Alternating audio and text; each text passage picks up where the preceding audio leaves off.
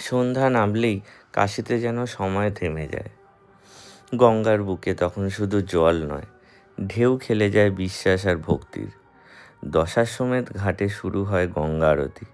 শঙ্খের ধ্বনি, ঘণ্টার শব্দ আর বৈদিক মন্ত্রে বাতাস ভারী হয়ে ওঠে এক অদ্ভুত পবিত্রতায়।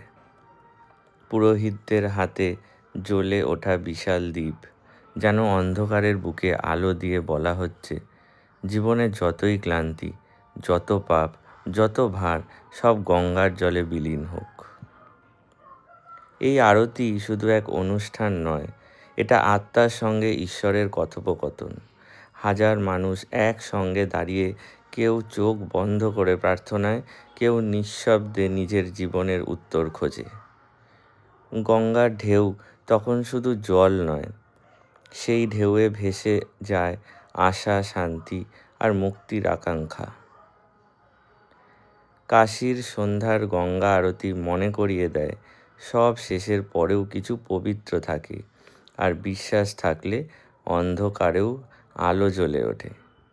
এই আলোই কাশী, এই আলোই গঙ্গা, এই আলোই আত্মশুদ্ধির পথ। হর হর মহাদেব।